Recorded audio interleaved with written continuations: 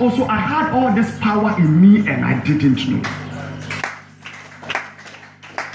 Some of you, the way you mess around and move around and chase girls and change girls, it will change immediately you get to that mission field. One of the guys we went with from one of the churches I won't mention who don't believe in these spiritual things. In the room they slept in the northern region. At night, on their rooftop, it's as if somebody pays gravel and throws it on top. They'll come outside, there's nobody there. Then they will pray and they will rest. Then they will hear drumming on top. Then they will pray to stop. Then they will hear gunshots. They will come, there's nobody else. The next day they will ask their next door neighbors in the same house. They say, we didn't hear anything. By the time the guy was finishing his missions for 2 weeks, I won't mention the church.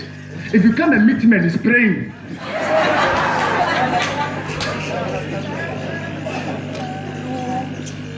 So it builds your own faith up. You trust God more. Some of us speak the way we speak because we have encountered and dealt with demons before. And the things they have told us. So we are not fanatics. We've heard it, we've seen it. The healing of God at work. Let those who go for the juju go for it. But all I know is devotion to the Lord. And God by His grace places something on us. We preach it and it happens. It builds your own faith. You are not trusting God enough because you have not seen much for yourself. How will you see much when you are sitting where you are sitting?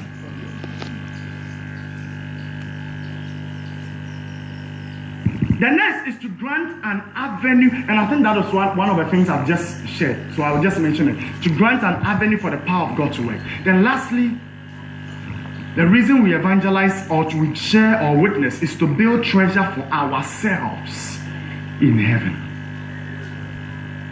You build treasure for yourself in heaven. It is one of the most beautiful parts of the whole Christian journey.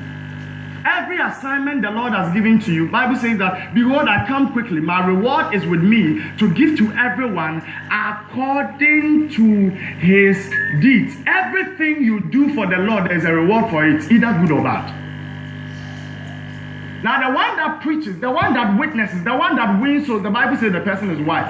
There is reserved for you something in heaven called rewards and crowns.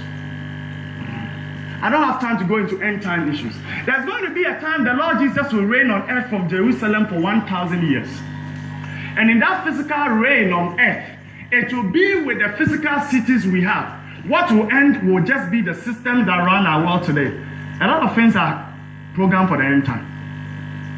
And when the Lord comes to reign, He will be reigning with subjects. Because how can you rule the whole world if you don't have the governors and the whoever? Now, the people that are going to be put in charge of cities, countries, states, will be those who prepared themselves and were raptured with the Lamb. And when He's coming back to reign for 1,000 years, He comes back with them. And then He gives them territories to rule according to the work that they did before they were raptured. So there are some of us who will be given the whole of the United States to govern. However, there are some of us who will be given Amamoma to govern. Now, we are Amamoma when you be.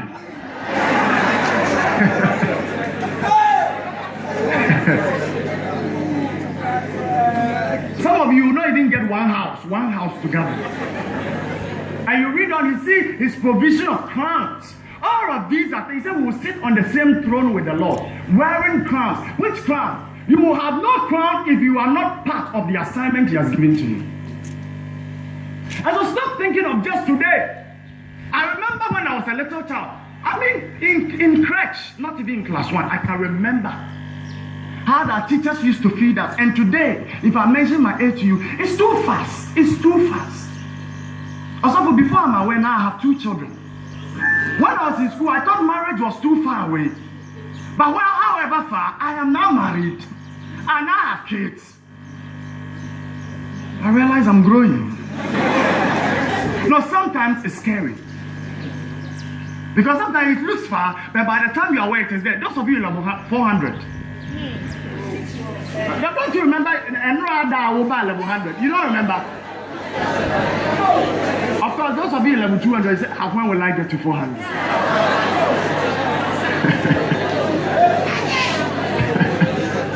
So come. So there are rewards. I might be ending on that because of my time. There are rewards. And if you want to be a part of it, I say this because in the next world, it is not the most beautiful person that will be the most glorious. In the next world, it is not the richest person that will be most adored.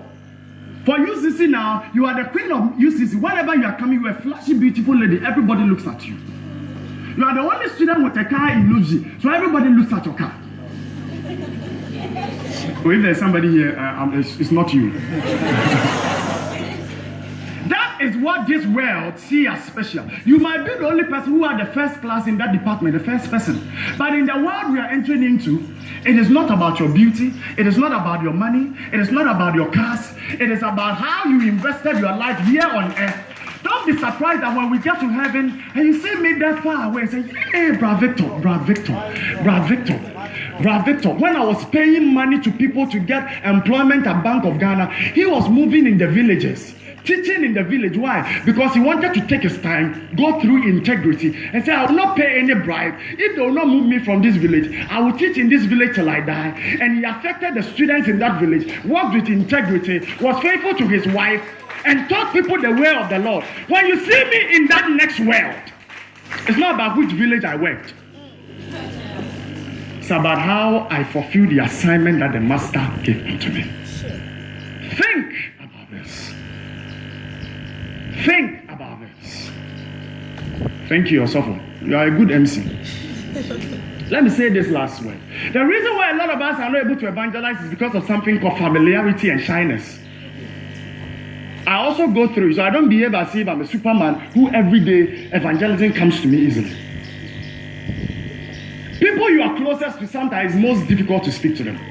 Your own family people, your roommates. But when you realize that these people actually need to know the gospel, you strategize. You know, there's something about preaching. It's not just you. Why do you realize that we find it easy going to the village to preach and difficult to do it on campus? So most of the time when you realize this person needs Christ, but I cannot do it. The best thing is that people flow more easily speaking to people that they are little above in whichever status. That's why it's a bit easy for you to approach a level 100 student as a 400 student and speak to the person about Christ than approach a level 400 student. That's why it's difficult to approach your lecturer and speak to him about Christ.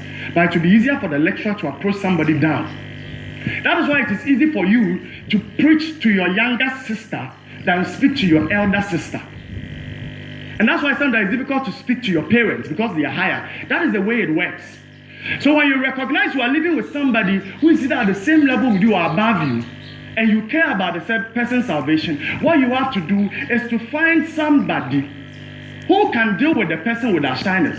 Say, President, please, I have an assignment for you in my room. Keep visiting me. So President comes the first time, you introduce him to the lady or whatever, he builds good relationship, he goes back. Next time, you intentionally make sure you call President to come at the time you are not there. Comes and, oh, I was looking for Sister Susan and so. Oh, she went out. Oh, really? Let me just wait for her. She told me that she'll be back in 30 minutes. Once you sit, you begin to build relationship. Also, where do you come from? And sometimes the best way is to start with the things that the person identifies with, academics. A lot of students like relationships, so you can take the relationship line. Also, are you in a relationship? And you start those things. Then you connect it direct. So where do you fellowship? And what's your understanding about Christianity? And you'll find out actually about what is happening in the person's life. It's easier for you to do it that way than sometimes somebody you know and have always stayed with. Are we together? Yes. What do I go when I preach? You might not know anything much about the Bible, but you know at least what happened to your life when you met Christ. So let me tell you something. I don't know so much about the Bible, but before I became a Christian, I used to chase boys a lot. I used to drink a lot. But one day I heard a preaching when I went to church. And I came to the front and gave my life to the Lord. From that day onwards, the desire to even sin becomes so difficult to even come back. This is what happened to me. From that time onwards, this is how my life has been. This is how my prayer life has changed. This is how my relationship with the Lord has changed. Last time I even went on evangelism to that village, and it will surprise you to know I laid hands on somebody and prayed for the person, and a demon in the person manifested.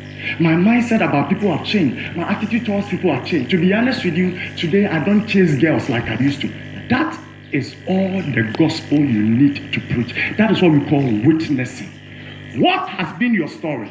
What is your experience? Go and share with them. Can you bow in prayer?